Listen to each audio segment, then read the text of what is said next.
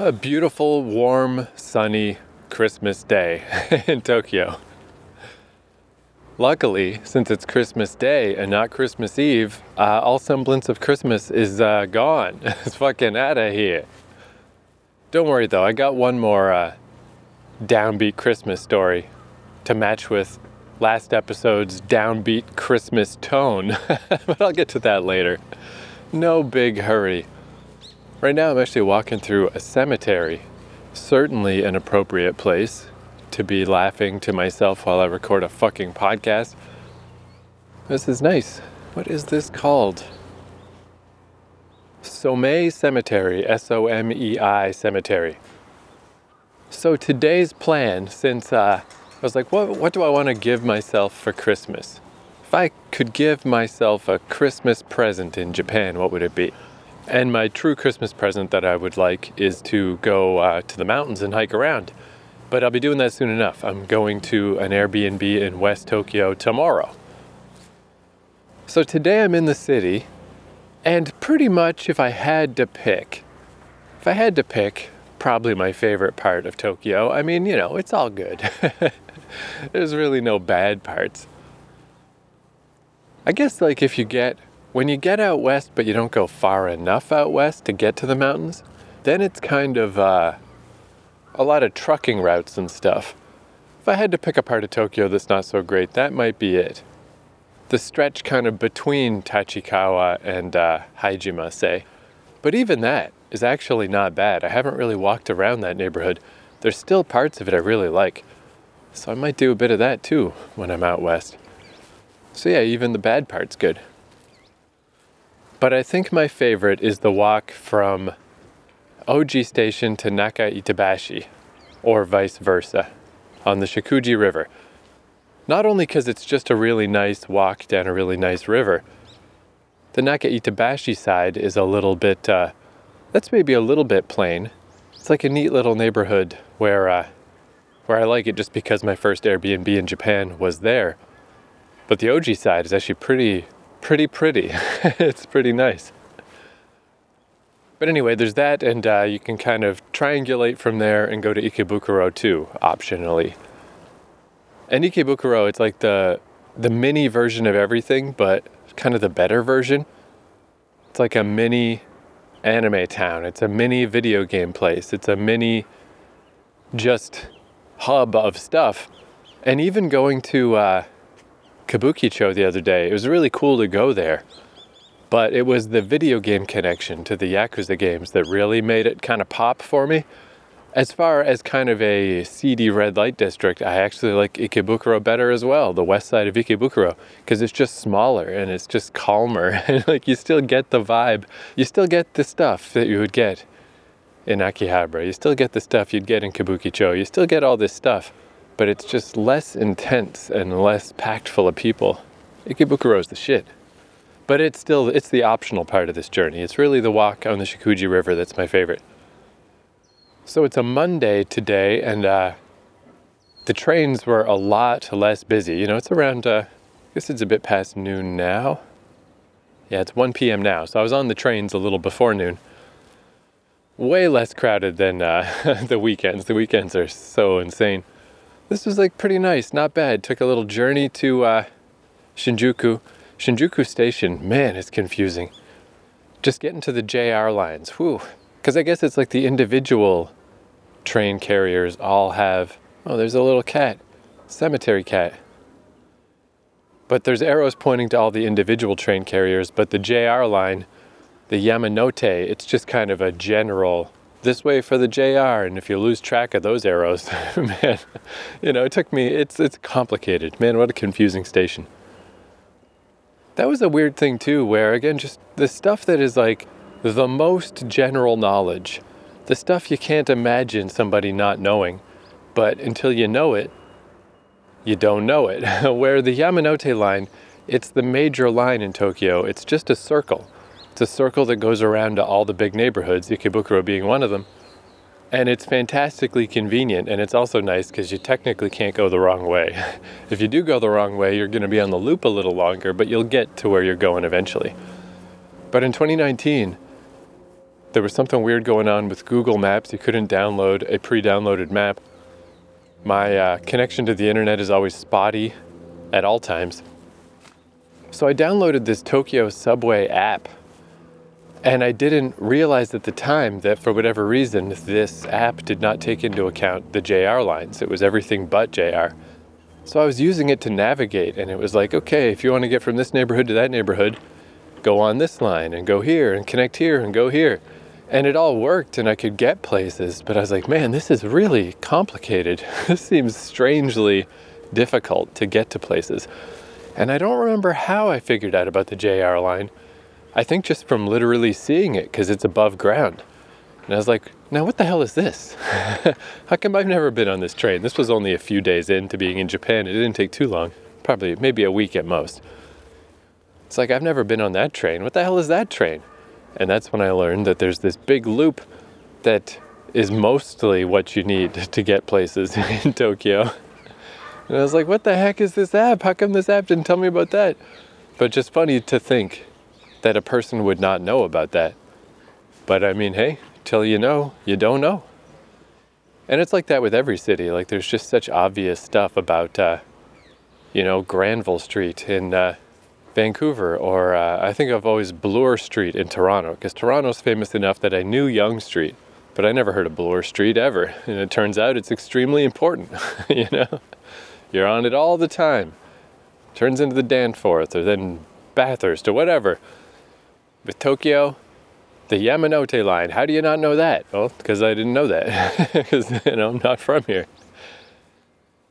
But anyway, I was taking the Yamanote today, and I was like, I guess I'll get off at Ikebukuro, and but my plan was pretty much to walk right to Oji. Then I was looking at the other stations, and I'm like, well, where else does this thing stop?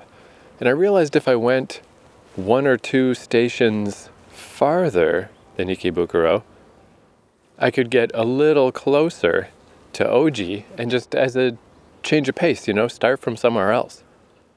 I can go to Oji, walk to Naka-Itabashi, and then if I want to go to Ikebukuro, it's very easy. It's like 4 or 5 stops from Naka-Itabashi on a very unbusy train. And whether I do that or not, we'll see. But I went with Sugamo. And when I got off here, I realized, oh, wait a second. It took a sec for it to sink in, but I'm like, oh, I have been here before. But I never really knew where it was or how it related to anything because my level of map having was so low in 2019. But because I just walked around these neighborhoods so much, because my Airbnb was here for like 40 days near here, it's like, oh yeah, I have walked by here before. I do recognize this place, but I never came often enough for it to sink in or for me to ever really know where it was or to commit the name to memory, or it was never a target like, oh, I should go to Sugamo and then whatever. So that's kind of cool, just to come back to one of these places that I just randomly drifted through like some kind of ghost back in 2019 and then forgot about it. And it's like, oh, here we go, here I am. And then on the way is this cemetery. And there's one more park too, Nishigahara Minano Park. I'll go swing by there as well. And then I'm very close to Asukayama Park, which is just the cool park that's next to Oji. Walk from Oji up to fucking Naka-Itabashi. Just again, this random little stretch that's just not particularly notable for anything really. It's just my favorite. If I'm gonna pick one thing to do while I'm still in central Tokyo, that's the thing. Merry Christmas to me. Oh, I finally met the Germans who were staying at my Airbnb. They were outside the Airbnb as I left, smoking. And yeah, they're like in their early 20s. I don't know, it's just one of these things that made me think like, I don't necessarily regret not coming to Japan earlier. I feel like I kind of came when it was time to come. In my late 30s, when it's like a little bit of the sparkle was going away from traveling in North America. And now it was time to like go kick things up a notch. Where if I came here in my early 20s, I wouldn't be a surly smoking German guy, obviously. But yeah, I don't know, it just would have been a different experience. I'm sure it would have been good in its own right, but I'm kind of happy with how things all worked out in that sense. But yeah, I don't know, it's just funny, just on the very surface level, it just was like, hey, yo, Merry Christmas or whatever. But just the difference between meeting Daniel from Vancouver, who did send me one more email just to tell me what he was up to, ask me what I was up to. I suspect that's probably it now, but we'll see. But just like so comfortable and so nice and so approachable and like sending me emails and shit. You know, you're just immediately friends if you meet another Canadian. Where these German guys, I'm sure they're nice if you get to know them, but there's just that initial vibe is not open. It's probably just a cultural thing. You know, it's just like, hey, if you're not my friend, then you're not my friend yet. So I'm just going to sort of be a surly smoking guy who peers at you and begrudgingly says Merry Christmas. It's just like, I don't know. The vibe is just like, okay, enjoy your smoking, gentlemen. Let's never hang out. You're so not fun. Oh, I just remembered. Walking through this cemetery, I just remembered. There's one more thing I meant to do while I was in this hood that I totally forgot about. Because this is quite a big cemetery, is that there's a really big cemetery just a little past the Sensoji Shrine, probably quite a bit past it actually. And it was one of those places I just randomly wandered through back in 2019, and I wanted to go back there. My plan was to just walk. And it's like, if I found it the first time, I'll probably find it again. But looking at the map, I'm not entirely sure where it is. I might have to do a little research on that one. But yeah, maybe I'll do that tonight to see it at night. And then if I want to go walk through it in the daytime, I could do that tomorrow on my way out. Although seeing it at night is probably fine. It's cooler at night anyway. Yeah, these big cemeteries in Japan, they do kind of, I feel like it's probably semi-disrespectful that I'm just walking around doing a podcast, but people are just walking their dogs and stuff and hanging out. And the one that I'm thinking of has like a playground in it and stuff. Like it's almost more like a park than a full-on cemetery. I don't know. Anyway, I'm exiting the cemetery now. But yeah, geez, I forgot all about that. Anyway, the downside so far to Christmas, this is just kind of weird because I don't quite know what's going on, is yesterday I bought one of the brown sugar lattes from the vending machine so I'd have it ready to go. So I wouldn't have to detour to the vending machine. I could just drink it, go straight to the fucking train, get out of the neighborhood. And it was weird. As soon as I cracked this thing open and took a drink, I noticed like a pretty distinct pain in my throat from swallowing. And did another little test. Yep, it hurts every time I swallow. But I didn't notice that at all till that moment. And it's like, surely I took a few swigs of water or something back at the Airbnb. What the heck is going on here? Is this the sign of a cold, or did I sleep on my throat weird? It literally felt like somebody had karate chopped me in the throat. I don't know what was going on. And that's just persisted. Every time I swallow, it hurts, like kind of a lot. But everything else feels fine. And I don't know, I've cried wolf so many times about thinking that I was getting sick, and I still have not. So I guess I won't belabor it. Now, though, that I'm talking about it, I feel like it's maybe progressed a little in the last 2 or 3 hours, that it doesn't just hurt when I swallow. I'm starting to just feel it in general. So I guess it's like something. But I don't know, there's been, again, got to be at least 4 times on this trip that I was really sure I was getting sick. And then I don't. So this one feels the most like that, but who knows, maybe not. I mean, if I've had 4 miracles, why not 5? Or I guess I have had some times where I do have some kind of soreness in my throat, but it doesn't progress to a full cold. It literally is just my throat. It's not really that bad. And I can just ride it out with some cough drops, and then in 2 or 3 days it's gone. So whatever, I guess we'll see. I'm thinking even worst case scenario, even if I am actually getting sick, I feel like this is kind of good timing because I'm out of here tomorrow. And, then I do have to meet up with the Airbnb guy. This isn't a self-check-in, I have to actually meet the guy.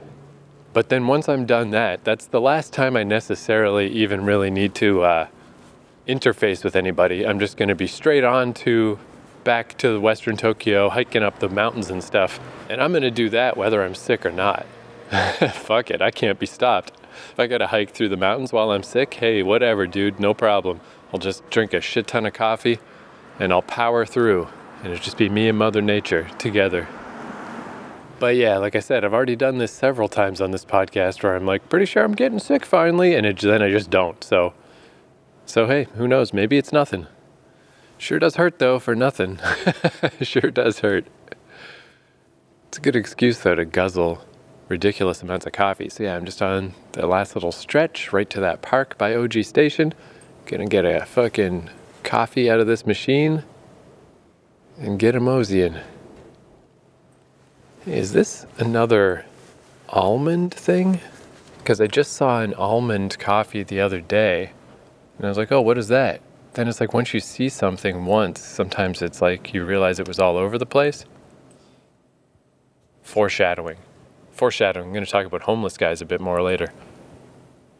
I just realized how many homeless people I've actually seen and didn't really fucking internalize it. No, I guess not. These little symbols on it look kind of like almonds, but maybe they're cocoa beans. I don't know. Whatever.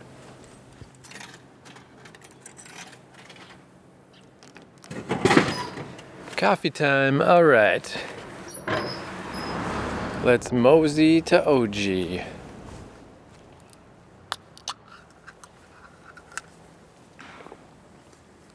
Yeah, it's a cocoa bean thing. Actually, this might not be coffee at all. Maybe it's just chocolate milk.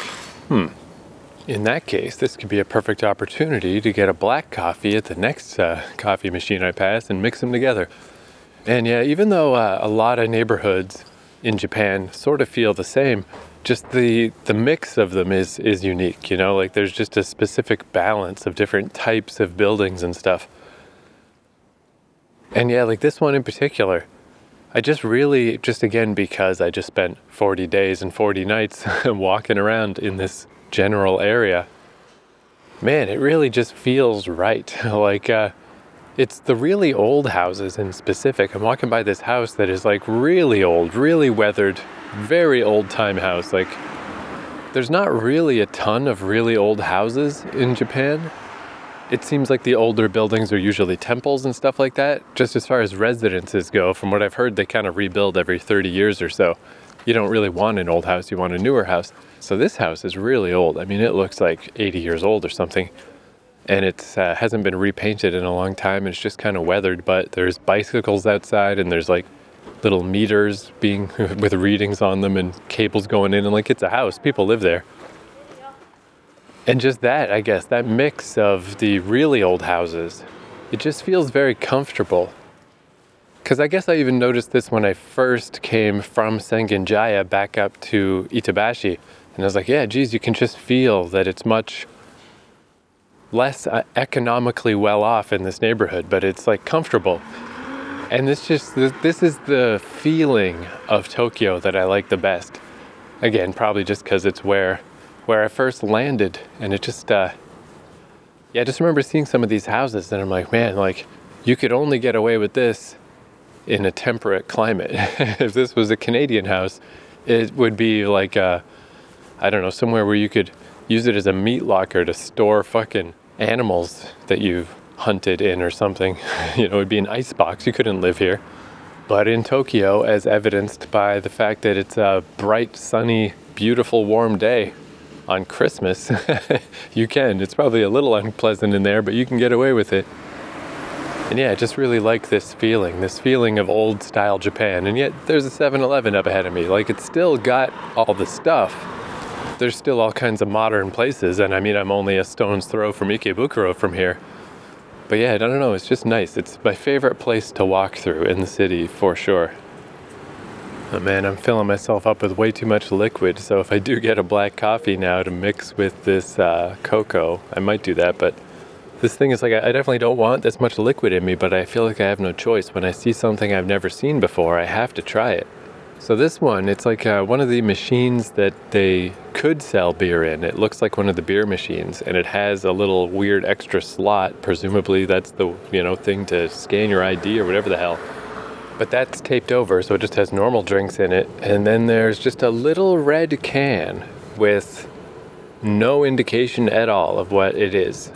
It's just a red can with little white sort of flower looking symbols, kind of. Morinaga, I don't even know what that brand is. And if it is, if it's like a non-alcoholic sake, like the last mystery can that I found, I don't even want that. I didn't really like it. But all I can translate off this is the translator says something about how it contains rice noodles. And it's hot, so maybe it's like a soup? I don't know, but I gotta find out.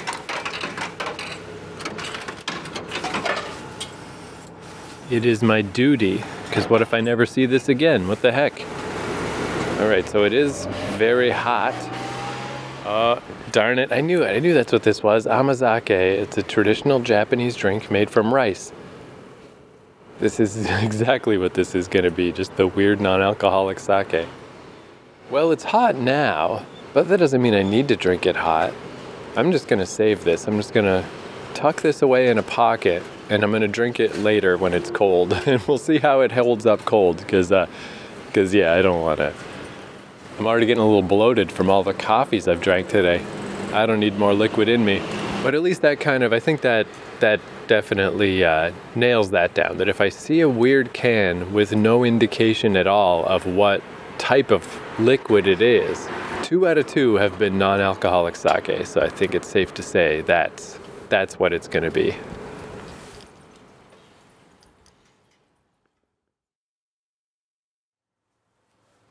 All right, I'm walking up the Shakuji River from OG Station, and it's about 3 o'clock. You know, I think I'm just gonna walk up here to approximately Naka-Itabashi, since that's my old hood, but you know, somewhere thereabouts. But since it's gonna be pitch black by 5:30, I might just walk back down this river after, when it's dark, because I just like it. I like this stretch. Why not do both? But yeah, I don't quite know what to say about all this, because this is obviously an extremely vapid, about nothing podcast, but that's kind of by design, you know. I think that's what it should be. I'm just some guy walking around a country where I can't speak the language. Like, you know, there is no point to this. This is, it's the roaming holiday. It's the pointlessness podcast. But it's certainly worth remarking on just the phenomenon of kind of willful ignorance, or just thinking you don't see stuff when you do. Where yesterday in my downbeat Christmas Eve episode, I was saying how I saw a homeless guy in a subway station, and in my mind that was like, oh, it's my first homeless guy. It seems weird that after it took 2 months. And just since then, I've just been realizing more and more, like, it is absolutely not the first homeless guy that I saw. It's just not sticking in my mind. I'm just ignoring it. Which is the classic just homelessness thing, right? Is that people just ignore it. Because just now, going through that park by OG Station, there were 2 guys sleeping in that park. And it's not like coincidence. It's not like, oh, gee, it's just all of a sudden now there's homeless people around. It's just that I'm paying attention now. It just took quite a while to do that. Because I guess it is just stuff like that, kind of things a little bit on the fringes. I mean, that one's pretty direct. But the guy in the subway was so direct. But even because I released these episodes far, far back from when they're actually being recorded, so I was just editing the episode where I went to Shibuya and Yoyogi Park, one of my first days back in Japan. And in that podcast, I say like, oh, there's a homeless guy I'm walking by. That's my first homeless guy that I've seen. And I guess that one didn't really stick in my mind because that neighborhood is kind of known for having homeless people in it. And the public washroom at the bottom of Yoyogi, like just at the southern end, I was saying like there's always like liquor bottles in there. And I guess I didn't say it directly, but it's assumed that those are from homeless people. So I guess just because that's the homeless neighborhood kind of, you know, like, or that's kind of how it's known. It's known for being such a mix of trendy high-end fashion stores and stuff and drunk homeless guys. You know, it's all just like that's quote unquote supposed to be how it is. So it just didn't stick in my mind. But last night, my plan was to go to Tsukishima and find the spot where you can see the Skytree and the Tokyo Tower. But man, in those episodes, I added the specific coordinates, and you really do need them because I couldn't find the spot again. I couldn't find the exact spot without the actual coordinates, but anyway, whatever. And then I was just going to walk along the shore and maybe go up to Sensoji Temple.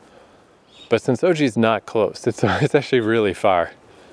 So as I walked up the river, I eventually just kind of gave up and was like, it's okay, I'm just going to go home. But as I was walking along one of those shores, there was a homeless guy who I realized I've seen before. I've seen that specific guy before. I passed by him in that same area.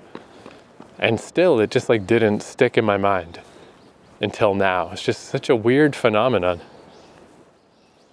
But in this case, he had like quite a large cart filled with stuff.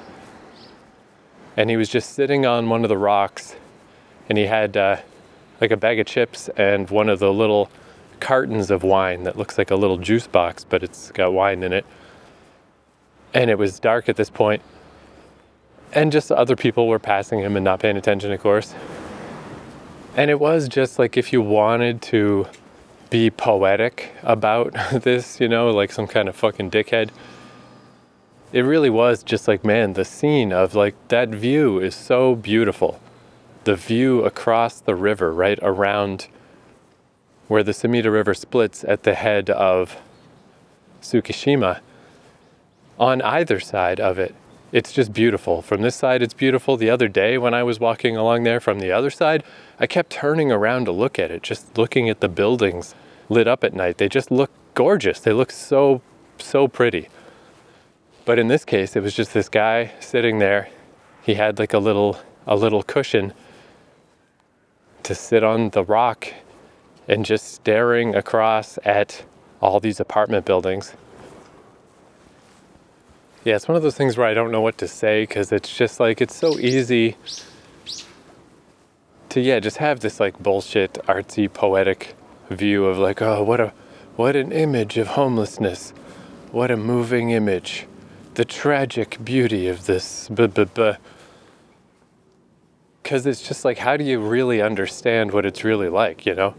It's not fucking poetic to this guy. He doesn't give a sweet fuck. You know, even just this idea of him like, oh, staring forlornly at the apartments across the water. Like, I'm sure if that ever happened, he's well beyond giving a fuck about thinking about anything in that capacity.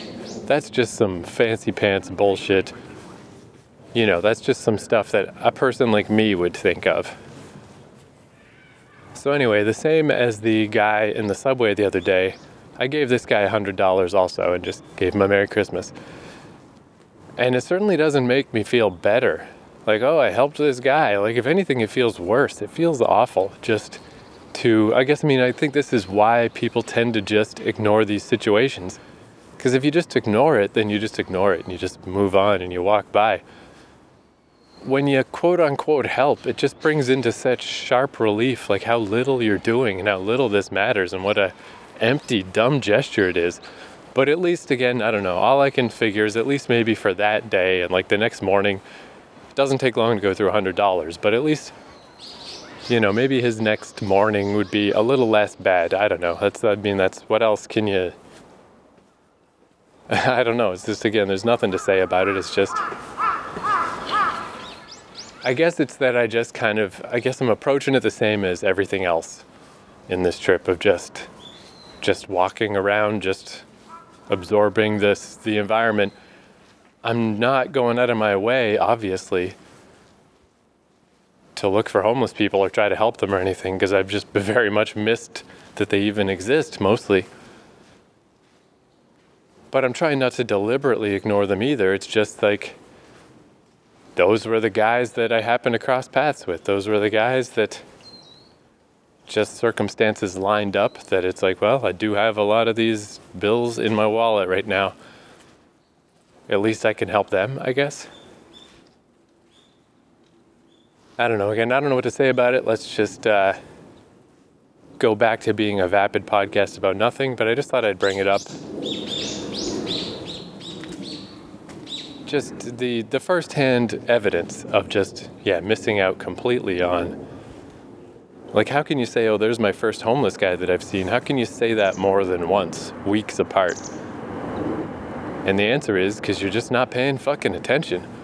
I have not been paying attention. But anyway, there's really no good way to transition from that back to what this podcast is usually about, which is fucking absolutely nothing. So I guess we'll just awkwardly shift back to absolutely nothing as I keep walking up the river.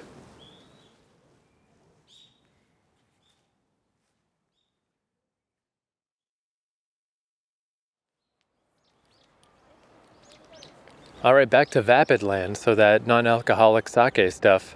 I should really look that up because this can had some stuff about how it's an ancient drink and health properties and yada yada. I don't really know. I don't quite know exactly what it is. But I think it's actually better cold. When it's warm, I don't know. There's something just a little bit eerie. It's like a creepy drink. It tastes weird. Where cold, I still don't know that I'd go out of my way to buy it. But it just felt more natural. I don't know. It just seemed easier to drink. But anyway, yeah, man, walking up this particular stretch, it really does make me realize that there's like layers. There's definitely layers to being back in Japan, where being in new places, I mean, it's cool because they're new. I like just exploring a new place.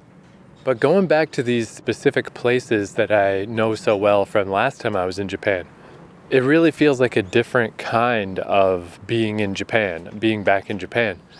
I guess it's just because these are like I guess, why not? Let's just be pretentious, right? Like, let's just go all the way back to like just pretentious fucking idiot guy traveling the world on his dead dad's dime, thinks he's got something important to say. Let's go all the way.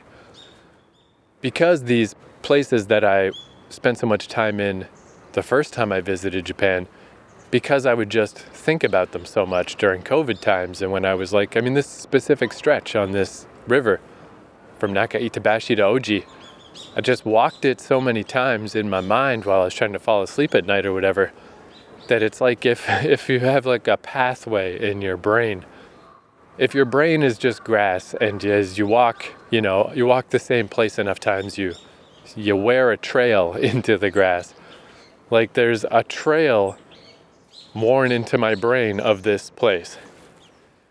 So when I'm back here, it's like, instead of just that general, how cool it feels to be back in Japan, this feels double cool, because it's like I'm back in Japan and I'm back in my own memory at the same time.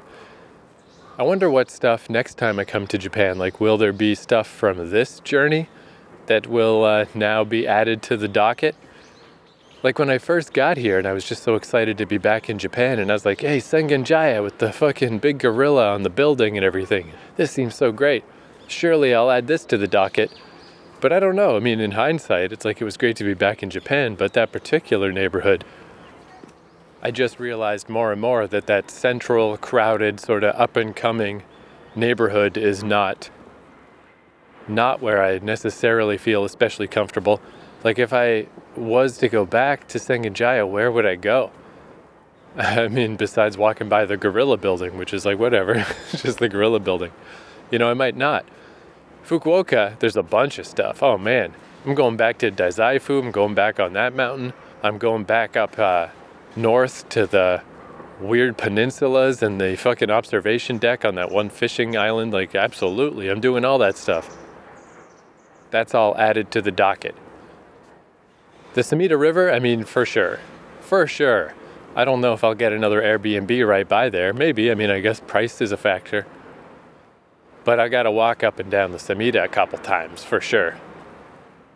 But as far as central Tokyo goes, it's pretty tough to fucking top this one. Part of it is just the roll of the dice, just that this is where my first Airbnb was, but man, it was like What a good spot to first be in Tokyo at. Like, it's just really nice. Man, I like this fucking walk. It's even weird too. I mean, you can kind of hear in the distance some creaking and stuff. Like, as you go by different parts of this river, there's, you know, trains going by and there's traffic gets slightly louder. In this case, it's construction. It borders on a bunch of much busier, much more developed areas. I'm always surprised if you like leave the river at random times. I'm always surprised where I end up. I'm like, oh, this place, this major street or this big intersection was right next to the river the whole time? Whoa. But if you just stay on the river, you can avoid all that stuff. So here's the thing.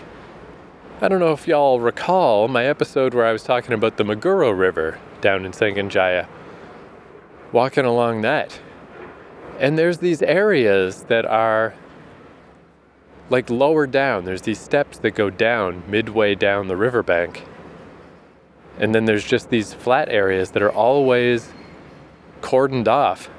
I noticed earlier today that one of them was open and there was like a little pond down there. And now I'm walking by another one, and this one doesn't have any water. It's just flat ground, like some grass and dirt. But there's a lady down there walking her dog, like they're open now. What the heck are those things? Why are they always closed, and now why are they open? I still have no idea. And that's just a weird thing. Like, I tried to Google that, but what do you even search for? It's such an abstract thing I'm trying to describe. And I don't know. I mean, maybe it's nothing. Maybe it's not even worth remarking upon. It's just a feature of the river. Maybe it's just how there was like a natural shelf. Oh wait, this is getting really loud. What the heck? Oh, this particular noise of work is because it looks like they're tearing down an old building. But yeah, maybe like it's not even something worth remarking on. Maybe it's just a natural feature of what the river was like before it became, you know, like the way these rivers in Tokyo kind of have concrete banks and stuff. Maybe there just were little shelves of land originally, so they're just still there. Maybe it's nothing, but I don't know. But then why aren't they just open all the time? Like, why? Maybe they're closed off at certain times of year because, no, I don't know, like different water levels or something could make it like less safe to walk down there. Maybe it's like, I don't fucking know. Anyway, some mysteries remain a mystery. Oh, there's that 7-Eleven where the sign outside is black. The 7-Eleven with no color. I didn't go in there last time. Let's go in this time. Let's get some cursed food. I think I said this last time, but it feels like in an RPG. Like, this is where you would go to buy. This is like the black market. This is the dark underbelly where the food you buy here has like weird curse effects and poison and stuff. And instead of eating this stuff, you'd throw these items at your enemies and hope that they're dumb enough to eat them. It's just such a small thing, but it's so creepy that the colorless black and white 7-Eleven. So weird.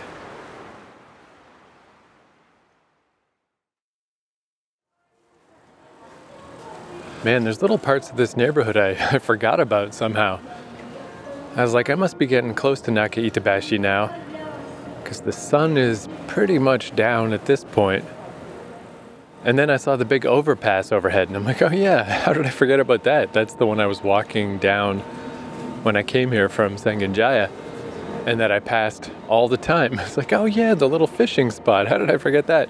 And right, past that normally, but before that, for me now, coming from the Oji direction, there's this nice little shopping street that I'm like, oh yeah, shit, I forgot about this. I love this little street. And it's all lit up and pretty.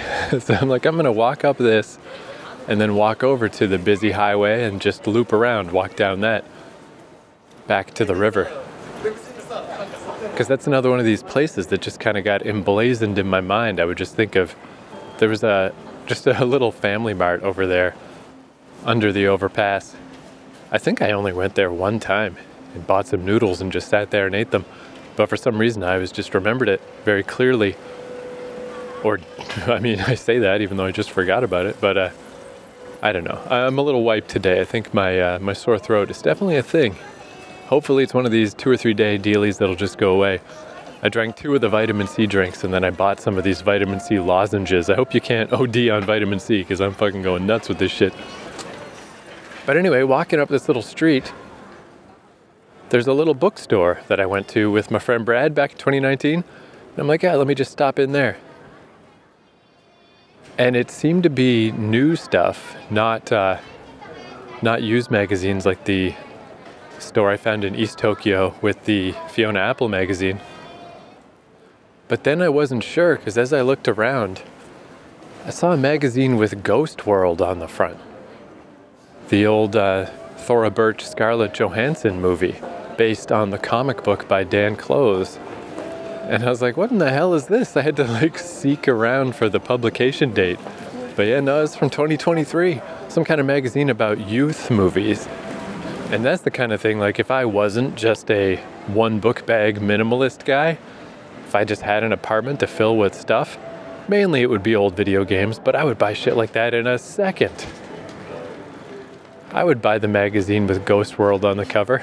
I mean, what better a coffee table book than a Japanese magazine, that's about stuff that you think is cool. But sure, maybe you can't read it, but who cares? It's just a flip through on your coffee table. It's just something to look cool on your shelf. I'd buy that in a second. However, because I live the life of the one book bag, I'm not allowed to buy anything that I do not ingest, pretty much, so I did not buy it. But what a cool, weird thing. I mean, I don't know, it's I feel like that's a stereotype about Japan, but it's so true, just a magazine about Ghost World, 23 years after. I mean, there's no magazines in North America about Ghost World. No one's thought about Ghost World in a long time. Even just that there is a store full of magazines and books and anthologies and comics is just a very nice feeling, because that's rapidly disappearing around where I'm from, around my parts. Man, I also just passed a pachinko parlor that, if I remember right, I think that's the first pachinko parlor and almost the only pachinko parlor I've ever gone in. But yeah, I'm pretty sure that's the one I went in just to scope it out, just to see how it felt. And it felt loud and awful. And even the difference between 2019 and now, there's already, in just the last 4 years, way less smoking. You weren't allowed to smoke in the place in 2019, but it smelled of smoking. People had been smoking in those environs. I didn't go in today, so I don't know, but the one that I went into in Kabukicho did not smell like cigarettes at all. Man, this is nice though. I fucking love this neighborhood. It's so good. I was thinking though, one of the things I think that makes nostalgia feel especially nice, the rose-colored glasses, is I was even just thinking of on this trip when I went to try to get to that waterfall in Fukuoka, and then there had been a landslide, so I could only get to the small first waterfall and I didn't make it to the second one. Saga, even though that was pretty recent, I was thinking about that, how at the end of that day, I got caught in farmer fields in these squares of street with fields inside the squares and literally no lights, pitch black, almost no traffic, thankfully. And I was walking around trapped in there. And then I found a bridge finally, after a failed attempt to get to a bridge. And then I crossed over to some other weird neighborhood and I walked to a station and just whatever. And I was thinking even that only happened, I don't know, what was that, 2 weeks ago? Already, thinking back to that, I'm like, that was so cool. What a weird night. What a strange little adventure. But I think the trick is, already in my memory, even after this little bit of time, what you don't remember is being tired. Whenever I think back to places I've been, just weird places I've explored, I don't ever remember that I was exhausted at the time. That's one of the first things to go. Because at the time, it was geez, what have I gotten myself into? What in God's name is this? because I had been out all day hiking around on creepy zombie movie feeling mountains and stuff. And I knew I had a long way to go till I got back, and I wasn't totally sure how to get there. I was very exhausted, and I'm just like, this is kind of miserable. What in the heck is this?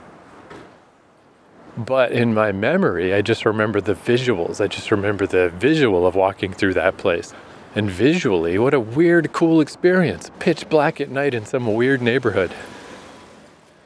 And yeah, I just suddenly realized that, like, oh yeah, that is totally a big part of what puts the rose-colored lens on your little nostalgic memories, is that in your memory, you're well rested, you're not exhausted, and you're not tired. If I think back to today, I'm not going to remember that I had a sore throat. I'm not going to remember that I was pounding coffees just to try to battle back against this encroaching feeling of being worn down and worn out. That's all going to disappear. I'm only going to remember this visual of walking down this street and these lights and how pretty this is. Which I guess is a good reason not to accentuate the negative in the first place, because you're probably not going to remember it anyway, so why bother? You know? Just power through. Also, to look at the upside, since I do have to get up and out of the Airbnb by 10 a.m. tomorrow, even though I've been staying up late a lot of times at this Airbnb and throwing off my sleep schedule, I really don't have that option today. I just can't. But the upside to starting to feel sick, even if it doesn't last, even if it goes away, is that in this little bit while it's here, this is like the one time when I can successfully fall asleep. It's the one time my body is like, yeah, we're worn out, dude, go to bed. I usually never feel like that. So that's a bonus. Maybe I'll feel like that tonight. However, today's adventure is far from over. I'm gonna go walk around Naka-Itabashi neighborhood, possibly walk back down to OG Station again, then go to that, I'm trying to figure out, because I don't have an internet connection, what the big cemetery is that I wanted to go walk through again at night, because I know it's connected to a station and it's not too far. It's somewhere between Ueno and Sensoji Temple. And I think the only thing I can see on here that seems like it fits is Napori Station, where I got trapped on my way into Tokyo from the airport and I literally couldn't get out of the station. So I guess I can go there again and see if I can exit this time. I still don't know what happened there. That was very weird. Although, you know, from OG, it doesn't look like it's that far. I say that, but I mean, it's fucking very far. But on a map, it doesn't look that far. So I don't know, we'll see. But that's the plan. Those are my final plans for this hood. By this hood, I mean all of central Tokyo.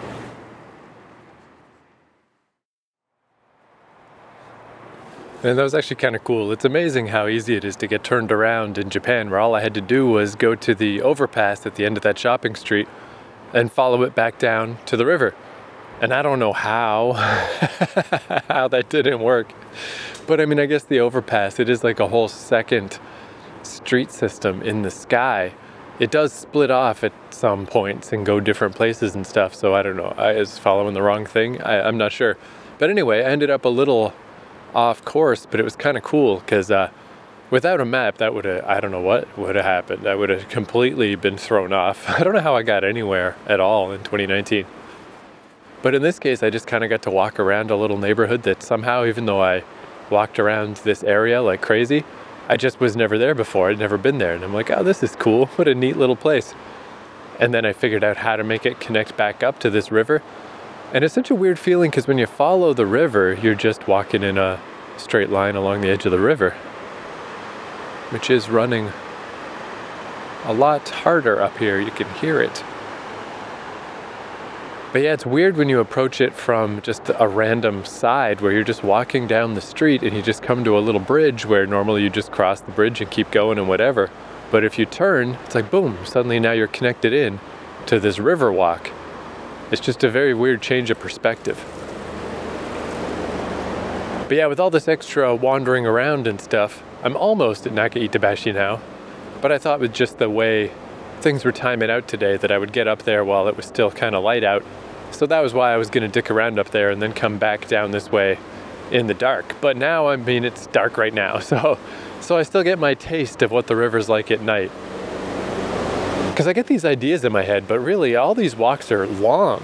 These are long walks. You can't just walk back to OG Station like it ain't no thing. It's fucking a long ass walk. I'm not doing that. That's fucking weird. What a weird thing that would be to do.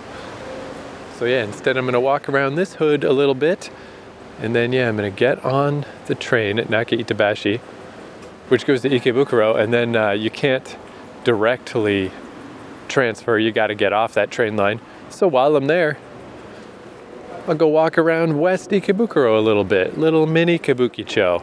Just do a quick little walk around there, then hop back on the train, go to Napori or thereabouts. I don't know if I need to go straight to Napori, because if that is the station I'm thinking of, it's kind of neat that the station is directly connected. That's how major this cemetery / park is.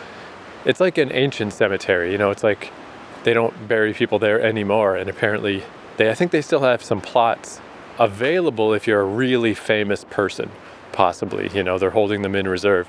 And there's a whole area of like very famous people that I think it's like gated off. You can't even go there. But it's directly connected to the station. And then I remember there are a bunch of love hotels behind there, because why not? So I don't know if I'll go straight to that station or just another station that's somewhat nearby and then approach. Actually, yeah, I think that's what I'll do. Because I also have this very clear memory. I wonder if I can recreate that. Of leaving that cemetery, but heading back up this way toward Ikebukuro. Because it was, you know, I'd walked all the way from Ikebukuro to the Sumida River. And I was like, there it is. There's the Sky Tree. I did the journey. And then I missed the last train back, so I had to walk all the way back. And on the walk back, I just remember also one of these parts that's well worn in my brain, was stumbling upon that cemetery, and I'm like, whoa, this is cool, weird cemetery at night. And even though it's like fucking past midnight, there's just people walking their dogs and stuff. How weird. But then I remember walking through this one really quiet neighborhood, and there was just this one bar that was open, playing music, and their door was open because it was summer at the time. And it was one of those just weird little micro moments that I just glanced in as I walked by, and just caught the eye of some lady who was in there tapping her fucking knee, tapping along to the music. But I think that all happened kind of by accident, because the way the cemetery is laid out, I was trying to just follow the train line and I could not. The cemetery would not allow me to, so I left from a weird random exit. I feel like it's the kind of thing that's probably harder to recreate than I think it is. But maybe I'll give it a shot, why not? It is still early in the evening. That is one thing about this time of year, is there is no sense of the early evening. It just went from daytime, you know, you get mid-afternoon, late afternoon, you still get all the times of the day. But as soon as it gets dark, it's indistinguishable right now from midnight.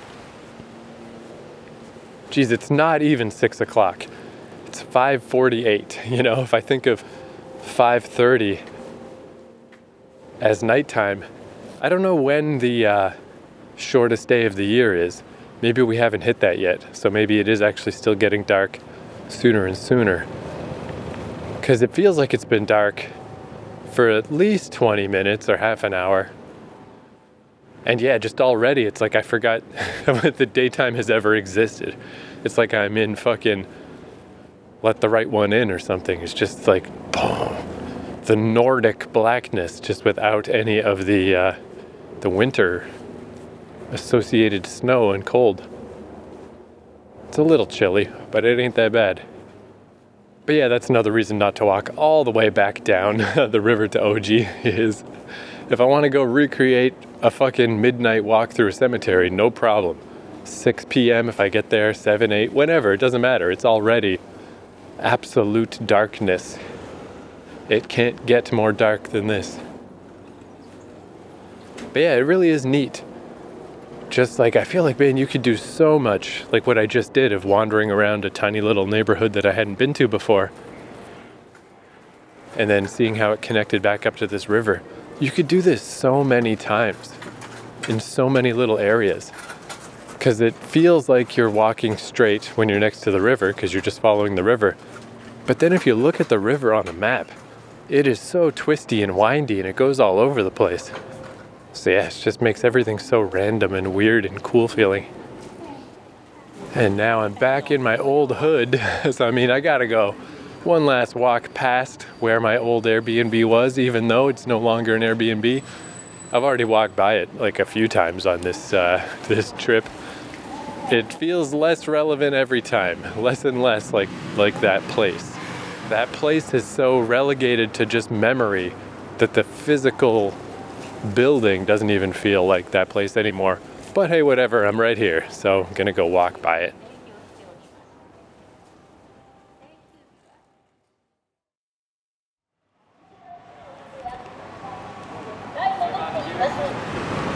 Man, Ikebukuro is so cool. I just love walking around this neighborhood. I also discovered one of my mysteries from Fukuoka was, do they rent manga? I was having a weirdly hard time figuring that out. There's a chain here called Tsutaya that's different from whatever the other one was, Hypermedia, whatever the fuck. Because that one kind of had a bunch of different stuff going on. They sold laptops and things too. This one is just rentals, DVD, CD, comic rentals. So yeah, it's much more clear and it's set up kind of the same way. So yes, indeed, all this time later, I finally figured out, yes, they do rent manga. Finally, the answer's here.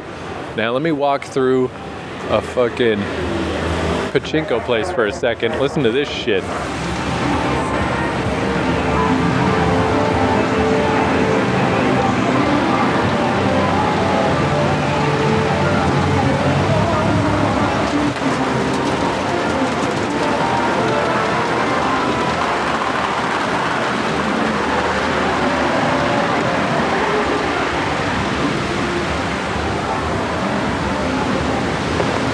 I just literally walked through and just walked right out the other side.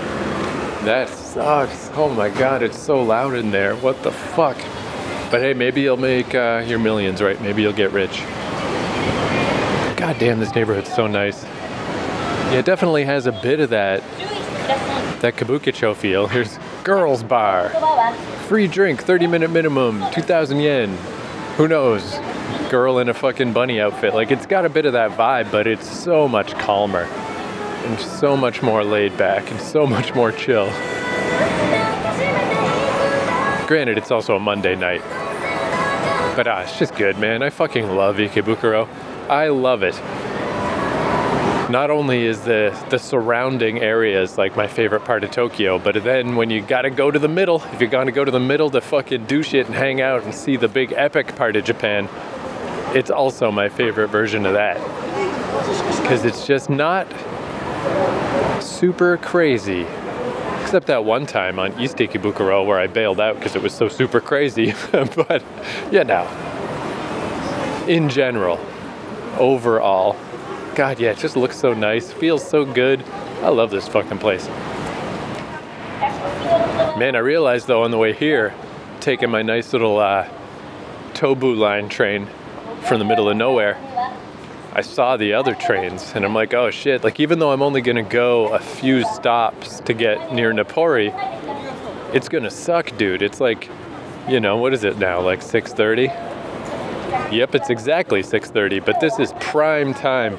The next few hours are probably the prime time for the trains to be slammed. So that's gonna suck, but I don't have any other choice unless I walk, which is not the craziest idea, is it? Is it? I guess I'm not at Oji anymore. I'm in Ikebukuro, so it probably is not the greatest plan. 5.5 kilometers, yeah, I feel like that's kind of pushing it. Especially because then I still got to get home. And I don't quite, you know, that's where it gets more complicated. It gets more confusing when you're not just on the Yamanote line. I probably got some walking ahead of me just to get back to my Airbnb tonight. So I'm going to try. I'm going to try to take the train. But for now, whatever, dude. I'm just going to walk around Ikebukuro. Oh man, some lady just walked by me. Because I was just stopping here talking to myself.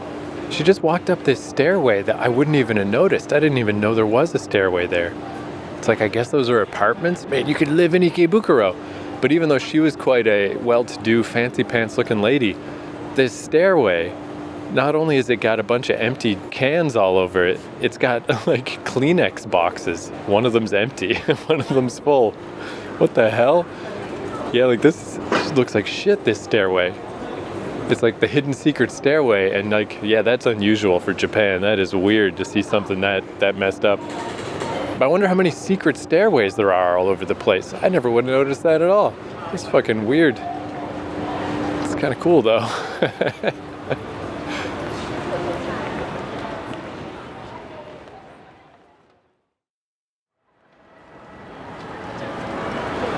Alright, I was just thinking I should probably get moseying, probably about time to get going. But I just walked back to the main sort of square at the west entrance of the Ikebukuro station. And there's the Taito game station, which is the first big arcade I ever saw.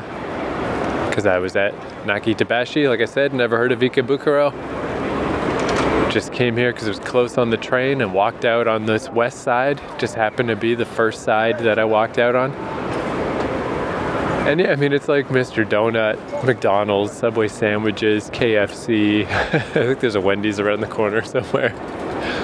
I mean, it's not exactly the most Japanese part of Japan ever. But they got, it's like really simple lights. It's not like really ornate Christmas stuff. It's just blue lights set up on the trees out here, and there's like these the symbol of Ikebukuro is an owl. Maybe Ikebukuro means owl. I have to say I don't know. But yeah, just this relatively simple thing of just the blue lights on all of the trees out here, just being in this square. I suddenly remembered, like, oh yeah, it's Christmas Day today. And that kind of image that I had in my mind of like, I should try to get to Japan for Christmas. I want to walk through Tokyo on Christmas Day.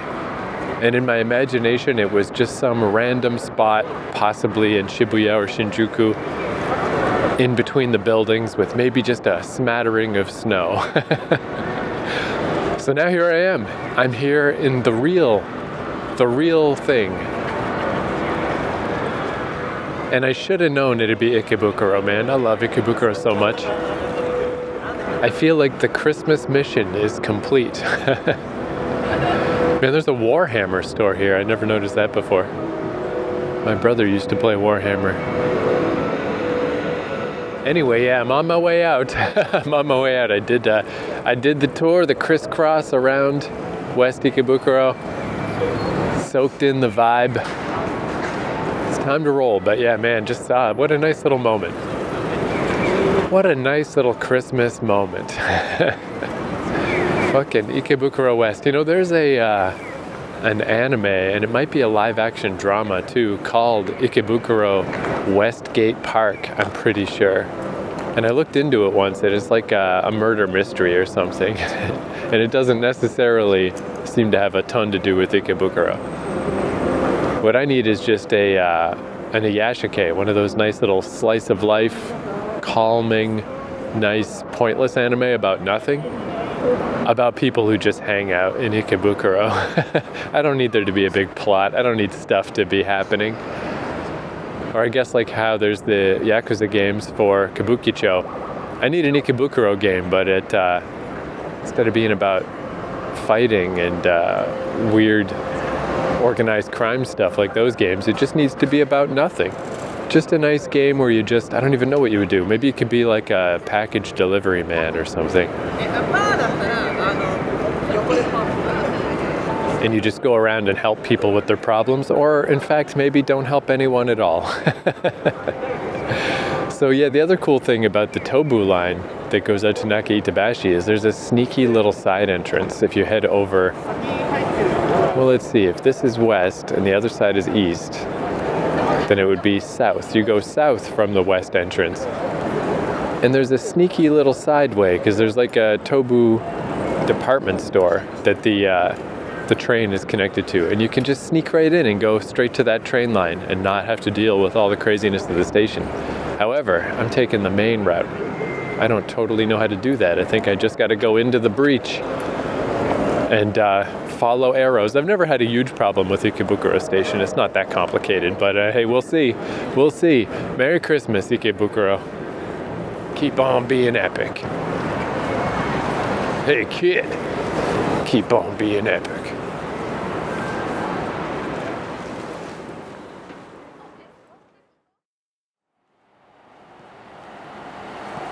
Man, the geography of Tokyo is so fucking crazy. So the train wasn't too busy, so that's nice. I got off a stop before Napori. I got off at Nishi Napori. And right away there were these stairs that they were almost like ladder stairs. They were just so steep, straight up, right outside of the station. And I'm like, oh, well, that's the way I'm going, up, up, up, up, up. And I just went up to this park that's just in the air. Just in the sky. It's just like this severe mountain just in the middle of the city. Tokyo is not especially known for that. You know, it's one of the less mountainous parts of Japan. But it still has wild shit like that that's just out of nowhere, just unexpectedly outside of a station. And this is definitely not quite the same route that I walked when I missed the train in 2017 and had to wander home. Oh, hey, Skytree, I see you. I see you poking out between some trees, between some buildings. Because I can hear the train line from here, so I was definitely, I had wandered a little further away from the train. But I don't know how to even get over there because, yeah, like I said, I had to climb way up, way up. I'm like 3 stories, 4 stories in the air, except it's just the whole neighborhood. So I can't really get down from here. Now that I'm up here, I'm up here. And I'm just walking toward the big cemetery, which is called Yanaka Cemetery, Yanaka. And actually, here's a little side street that is more gradually goes down instead of the steep drop-off. So I'm going to go down here. I'm going to wander a little bit out of the way because I don't want to walk straight along the train tracks straight to that cemetery. I want to meander out of my way a little and pass another cemetery on the way. But yeah, even though I'm not in the exact same spot, again, just how I was saying earlier, how neighborhoods just have a feeling, even though there's like a similarity overall to a lot of places in Japan, the specific neighborhoods, it's surprising how much just changing the percentages or whatever of what's around. Like here, you just up the mountain, obviously, up the mountainousness. But also in the distance, there's a lot of large apartment buildings just kind of surrounding the area.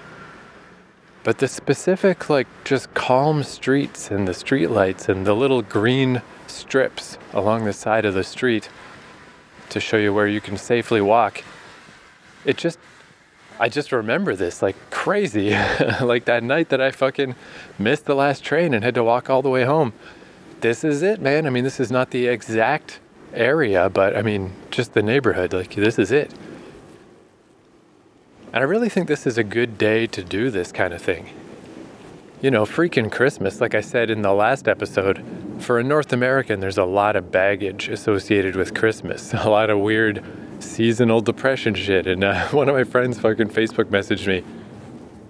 I messaged them Merry Christmas, and the reply was like, hey, I hope, Merry Christmas, I hope there's some people around, you know, with you today.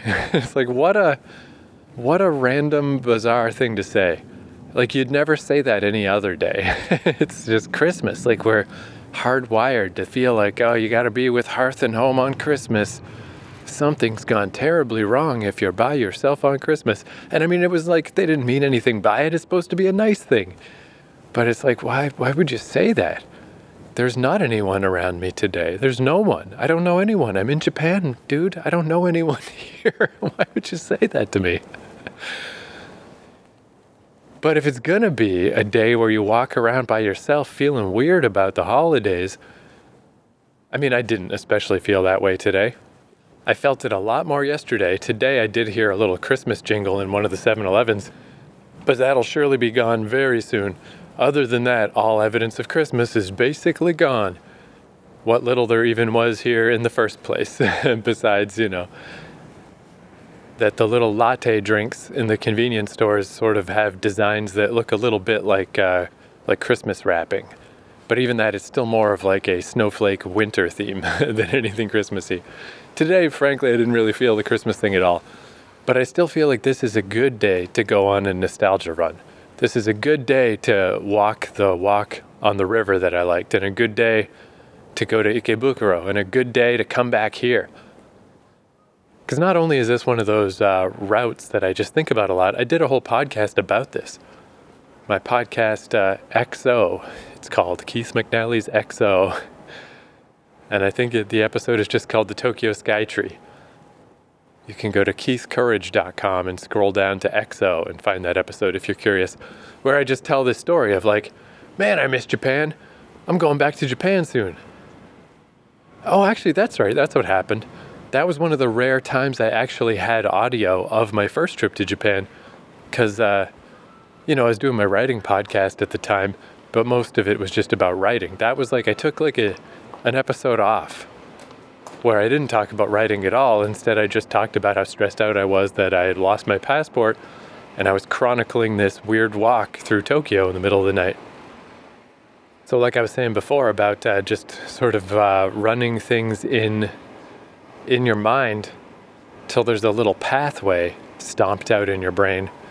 This one, I mean, not only did I make the pathway, but then after digging up my old audio and editing it into a podcast and putting that whole thing out, I was like laying cobblestone on that bitch.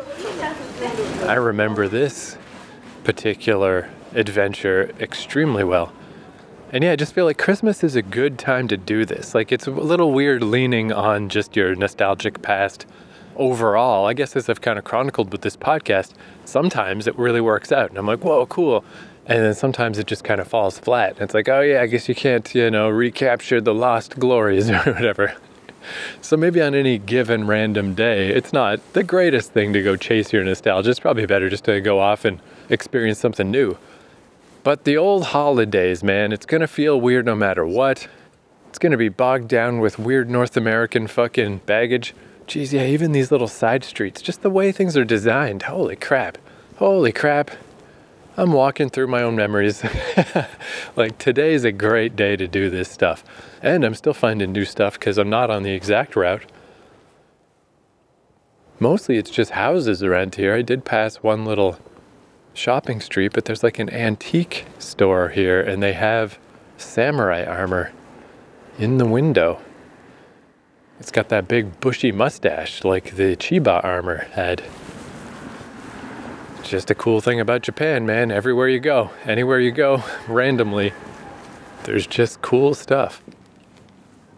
And there's a lot more people out because even though it still seems like the middle of the night, it still feels very much like the middle of the night. It's not. When I was walking by here, going the opposite direction in 2019, it was probably 1 a.m. Now it's not even 8. Nice and comfortably early, but it still feels exactly the same. 8 p.m. in December feels exactly like 1 a.m. in the summer. I remember too, that was one reason why I took this big long walk. Not only at the time to just kind of try to burn away some of my stress from having to go to the embassy and deal with a lost passport, but because it was so hot. I was like, dude, when I get back to my freaking Airbnb, it's going to be so hot. And you know what? Now that I think about it, I'm pretty sure that place did have one of those combined heater/air conditioner units. And I've never used one of those as an air conditioner before to cool stuff down. I only learned how to use them on this trip as a heater. But yeah, I bet that place did have one. But because I was oftentimes I was in that Airbnb by myself, so no one else was around on the days when it was really hot to fucking show me the ropes, show me how that thing works. I never turned it on once. It didn't even occur to me. Or I guess I didn't know at the time that those things did both. I knew it was a heater, but I'm like, well, I sure as shit don't need a heater. But that was one of the reasons where I'm like, I'll go on this walk and, oh, I missed the train. Oh, well, who cares? It's better to get back at 3 a.m. because by then it'll be cooler in there. I mean, there is a certain niceness to summer. And there's a certain, I think part of what made all that stuff feel extra dreamy is just that constant heat where you're just always warm. And you're always kind of sweating, and it kind of makes your brain swimmy, and you're just like swimming through your experiences, and like it definitely makes my brain feel a lot less sharp. And there's a niceness to that in a way. But yeah, I feel like this time of year is so much better. I mean, I got a couple jackets on, I got a couple layers. I got my little stretchy gloves are not on, but I'm like, that wouldn't hurt. In fact, maybe I'll put them on, or just put my hands in my pockets or whatever after I'm done recording this. Like, there's a little chill. But man, this makes walking around Japan easier to do. I think it's kind of like what I was saying earlier about how in your memories you just don't remember if you were exhausted or tired or something like that. That kind of stuff just slips away. I think the heat is a similar thing. I think all the sweating and suffering I did because of the heat, I think I just don't remember that. Like when I think back to these walks and this stuff I did, I have to make a point of remembering that I was trying to avoid the heat, and that back at my Airbnb it was going to be all stuffy and hot. Because my surface level nostalgia memories, I don't remember that at all. And man, this street I just turned onto like a very slightly busier street. This feels way more familiar. This literally might be the one, because I'm getting really close now to the cemetery. This might be the street with that bar that was open, because I mean, how many streets are there going to be around here with actual businesses and stuff, and the Kobans here? And yeah, like just that it's more lit and it's got street lights. The other streets around here are all residential. I think this is it, dude. I think this is the actual street. I mean, I don't know where that actual place is. That's a little too much. That's a bit too needle in a haystacky. But it even makes sense that that park, when I first got near here, was such a big mountain, because part of my big memory of here is the terrain, the like going up and going down, and it just really adds some cool spice to traveling. Yeah, and there it is in the distance. There's the old there's the sky tree, where when I was walking the other way, obviously it was behind me, and I remember it was very misty that night, or cloudy or whatever. So I'd look back and just see it through the haze. Today it's very clear.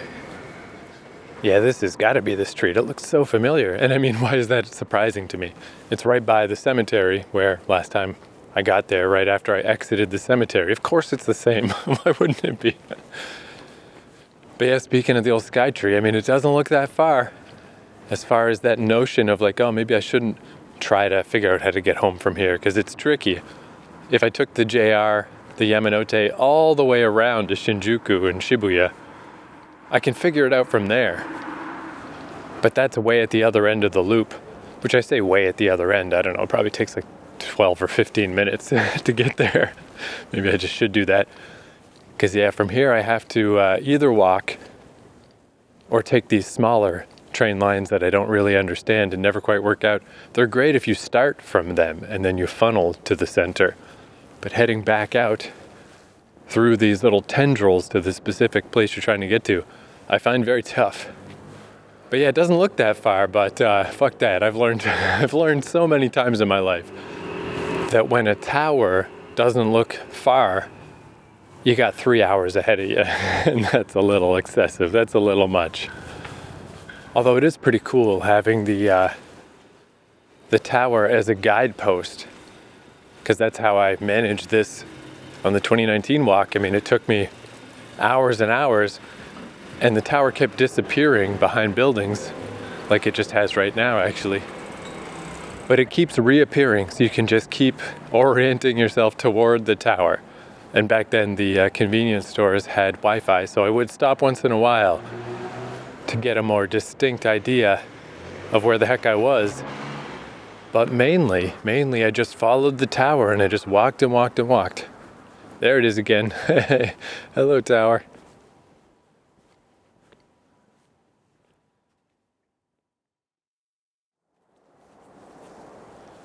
Whoa, so I just sort of snuck into the side of the cemetery. There's also, I noticed as I was walking before, Just a nice little washroom in the middle of nowhere, all well lit, and just like literally just door open, there's a toilet, come on in. We all know how much I love that. And right outside of this park was also like, there's another washroom.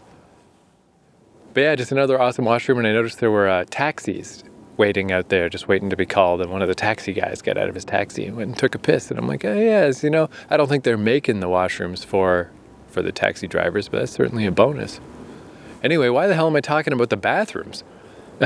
Right over there, there's like a wall around the outside of the cemetery, so I sort of sidled around the wall, and I just went in the first opening I could find, and it's all dark, and I can see over to my left like street lights, because that's how I remember this park, like very inviting at night. Didn't it all seem weird to walk through it?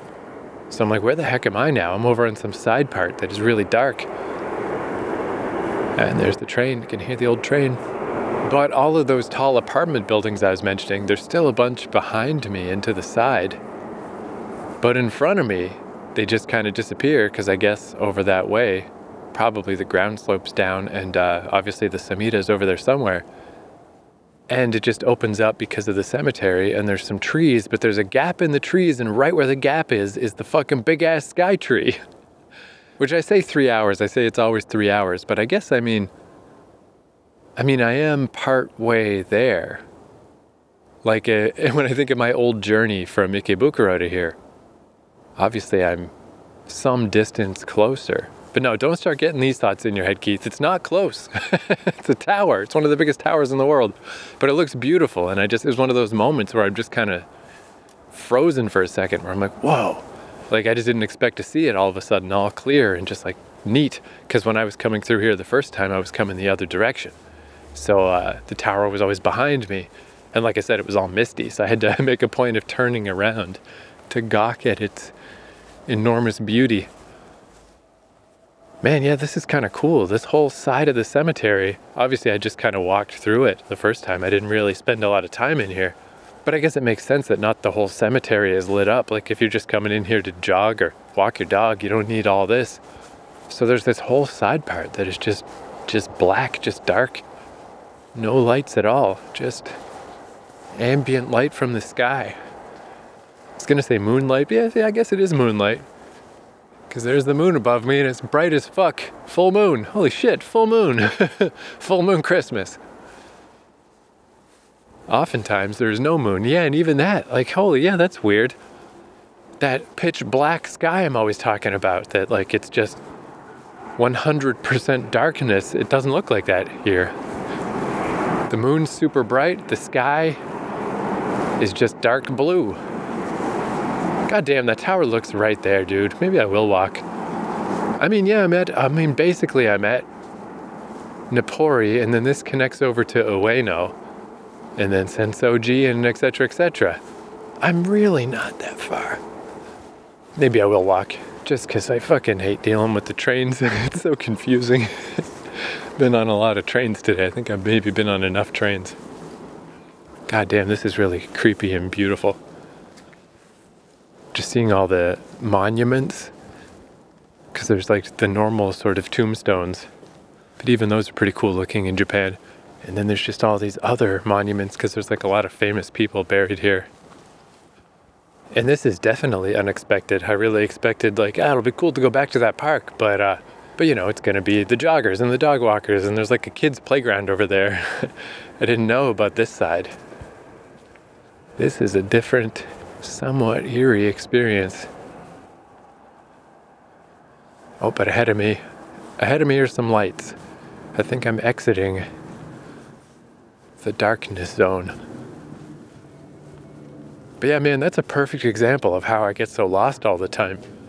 At some point in there, I turned, and I didn't really recognize that I was doing it, or my brain didn't really click in entirely, because, you know, I'm just weaving through the cemetery.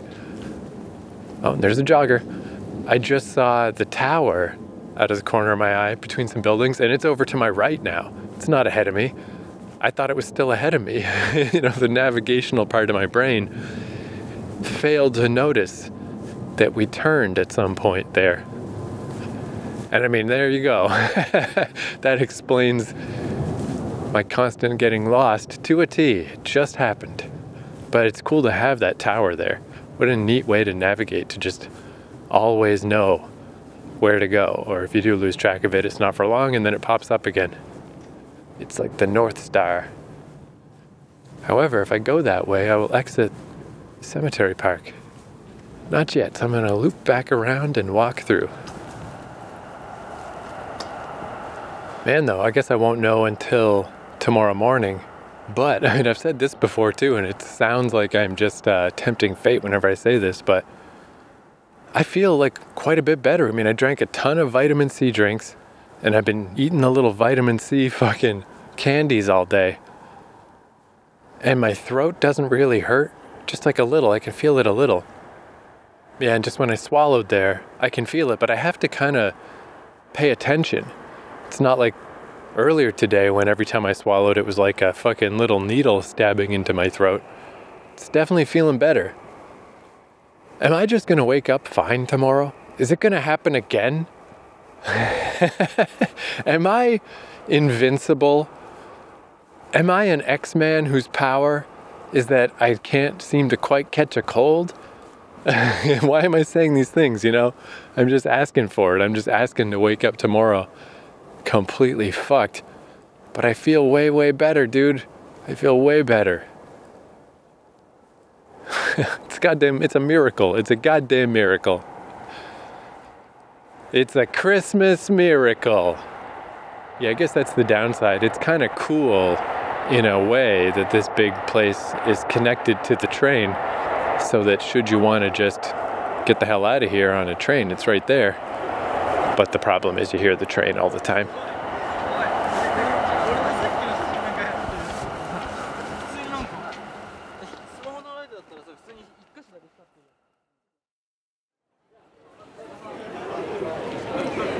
Holy fuck my dick. I'm just standing outside Shinjuku Station. I guess it's still not that late. It feels late because I've just been fucking around for so much. Yeah, it's only 9:15. Oh, man.